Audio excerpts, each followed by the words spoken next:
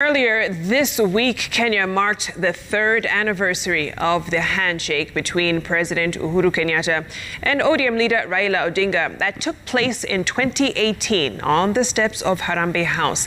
The handshake has since transformed into the Building Bridges Initiative, which then went on to propose landmark constitutional changes. Well, 3 years later, details around that handshake moment remains a mystery. And tonight on this Citizen TV special report, Wahiga Mwaura speaks to key players on both sides in an attempt to fill in the blanks around that famous handshake. Here now is the handshake era. It was a stunning mid-morning surprise for Kenyans on the 9th of March 2018 when election-bitter rivals President Uhuru Kenyatta and ODM leader Raila Odinga turned up on the steps of Harambee House and shook hands. I was at office of the president. That morning I had gone to the boss's office, Honorable Raila. Well, on the 9th of March, I was in Harambee House Annex. I was with the deputy president in his office, and he's the one who told me there is something about to happen across the road. The handshake came as a surprise to many of us. I mean, I just saw online people were saying, hey, have you seen? Baba is at Harambee House. Baba is at Harambee House. Well, I was somewhere in Bondo, actually, coincidentally. Unfortunately, I'd lost one of my kid sisters, and we were going for the funeral. But let's be honest, and the president has been very honest about this. It wasn't a surprise to many of us. I was working at home. I was in my study.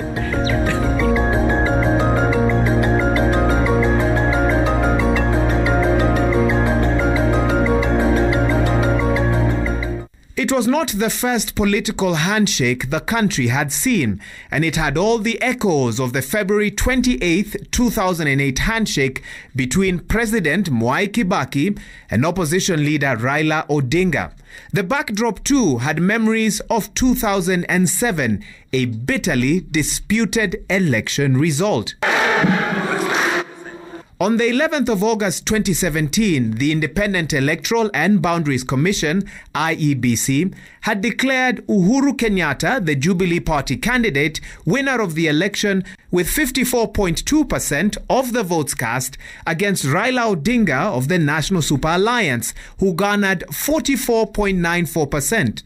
NASA rejected this result and petitioned the Supreme Court, which, in a historic decision, declared the presidential election as null and void. The court was satisfied that the first respondent committed irregularities and illegalities inter alia in the transmission of results, rendering the declared results invalid, null, and void.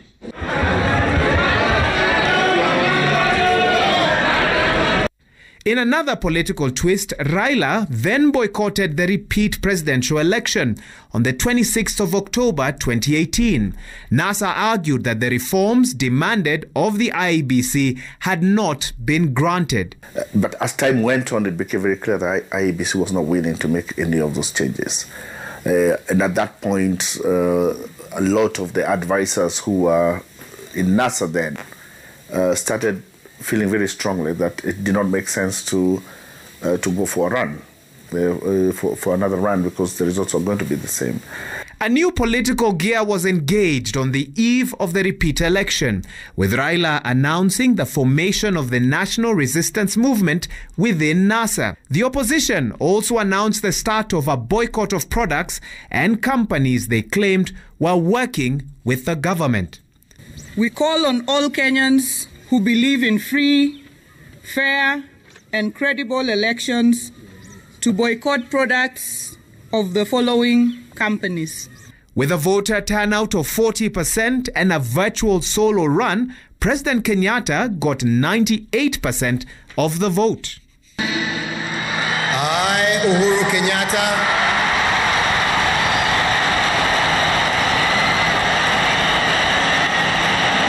realization of the high calling of the high calling I assume as President of the Republic of Kenya. And remember we had said, wakipiga tunapiga, wakijumlisha tunajumlisha, wakihesabu tunahesabu, wakirusha tunarusha, wakitangaza tunatangaza, wakiiba tunawanasa, na wakijiapisha tunajiapisha. 2 months later, on the 30th of January 2018, at the peak of agitation and in front of thousands of his supporters at Uhuru Park in Nairobi, Raila Odinga took a controversial oath, styling himself as the people's president. I, Raila Amolo Odinga, in full realization of the high calling, assume the office of the people's president. We were no longer in control as the leaders. The people were in control. In fact, nobody mobilized anybody to go to Uhuru Park. The people mobilized the leaders. I was in Uhuru Park at 8 a.m. in the morning. The park was full to the brim. In fact, they were waiting for the leadership to go there. They had come there themselves. Raila took the oath despite threats of arrest and the possibility of treason charges, none of which actually became a reality. He even had what you can call dummy swearing in. You did some rehearsals? Rehearsals. In the event that they blocked us, yes, we would show this. We would release the videos.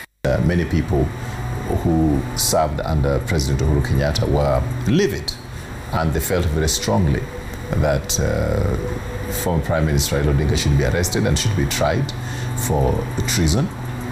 And the President, in his own wisdom, was of a different opinion, and he felt that he should give the chance and possibility of peace a chance. But the state nevertheless proceeded to target Raila's close allies that played roles in the swearing-in ceremony. Lawyer Miguna was arrested and deported to Canada, while Ruaraka Member of Parliament TJ Kajwang was arrested and charged in court. Meanwhile, supporters of Raila Odinga wanted to know what next after the oath. If these people are not ready to talk, we are going to set up a parallel administration, you see? And you remember at that time, there were different schools of thought. Yes. Those who said, after the swearing in, we should now remove all the portraits of the president, the full hog, yes, which was to heap them and set them on fire. Wow. And then start collecting taxes in our strongholds. Wow. And running a parallel administration. But unknown to the nation, as early as November 2018, high-placed figures within the Kenyatta and Odinga families had already started discussing a peace deal. There's always been channels of communication between the president and other political players in the country. There had been back-channel conversations between Raila and the Kenyattas going back to the election itself. Of course, intense diplomatic pressure on Raila. He was getting calls from the Assistant Secretary for African Affairs in Washington, and all sorts of people telling him not to go ahead with this and all manner of things. That was about the swearing in. So there was there was a lot of internal pressure from people on his side who wanted to negotiate, as I said, a nusu mkate. The handshake. Women always know something is coming. Did you know? You want me to reveal the secret? No, at least what some secrets are better kept away from the public. But then, no one has ever revealed how the one-on-one meeting between Kenyatta and Odinga came about. Who called who first? I really don't want to go into who called who. That is a subject for another day. I thought that would be this day, but no, this is not a day. Yes. But finally, when the conditions were acceptable to both of us, then we agreed that we'd meet. In February 2018, it was clear that some communication was taking place secretly between the two camps. Behind the scenes, Uhuru and Raila were under great pressure to announce the way forward. People wanted different things. They were those who wanted full cessation. They would not believe that they were ever going to live under the Jubilee government, and who felt very strongly about it. So at the end of the day, it was for him to now look through where he was and decide where he wanted to take this matter. He decided to take it the way of the handshake. The president had very, very few options, but to ensure that he takes actions that will calm the situation in the country. At some point, a meeting was agreed upon, but few people knew the exact date or location of that encounter. Kukutana kwetu mara ya kwanza haikuwa kitu rahisi. Kila mtu pia, hiyo hofu mlikuwa naye, hata sisi tulikuwa naye pia. Huyu mtu tukikutana naye tutaambiana nini? Tutasema nini? Na kwa ukweli wakati tulikutana, tulikunywa chai karibu dakika 45, kuna mtu anaongea, tunakunywa tu chai. Habari ya nyumbani sawa. Habari ya mama hako tu. It took 19 hours, and it was not easy, as the president will explain to you later, when we began, because we had called each other all sorts of names. And eventually, after all that long deliberations, we agreed that we now have something that we can actually put together. Honorable Raila called me one morning and asked me to go to the office.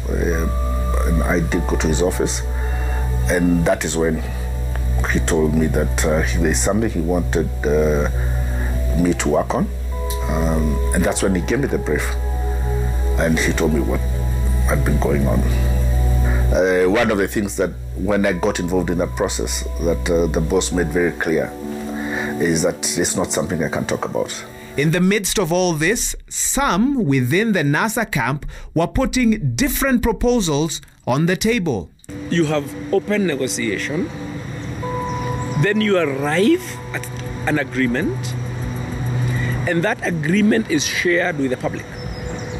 We are going to propose a transitional government,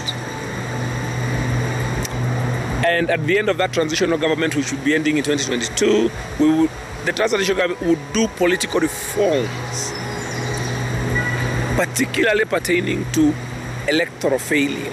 The reason why our elections have kept failing, the presidential election. So, and that's why you heard us talking a lot about electoral justice. Because we said our democracy is fine in between elections. In the fifth year, all hell breaks loose.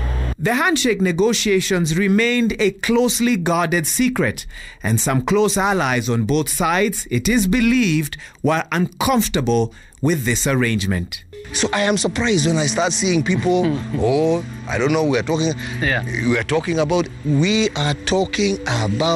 things that we believe if we can fix them, we have fixed them for generations to come. Before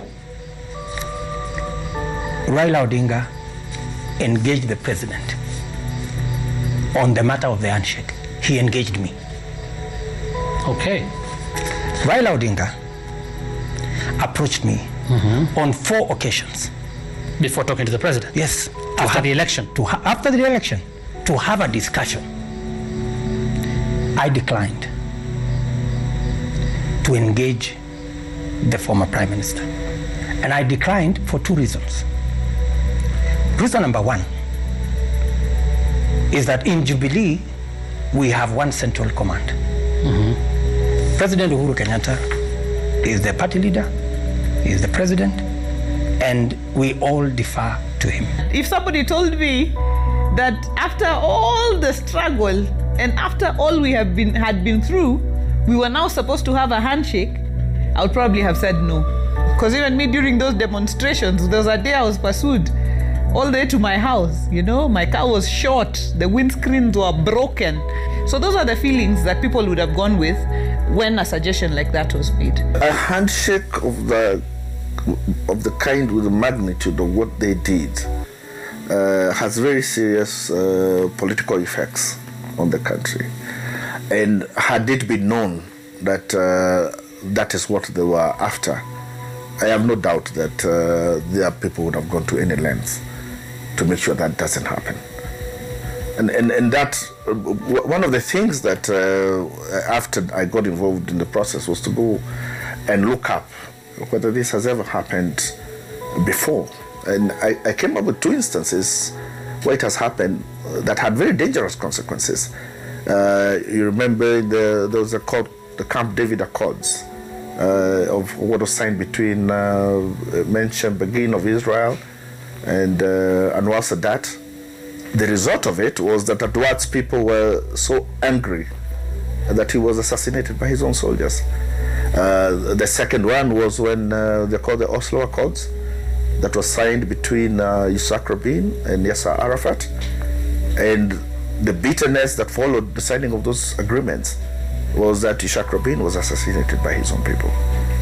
So it has such serious consequences, and I think they were alive to the fact that the handshake was going to change the way politics in Kenya is played.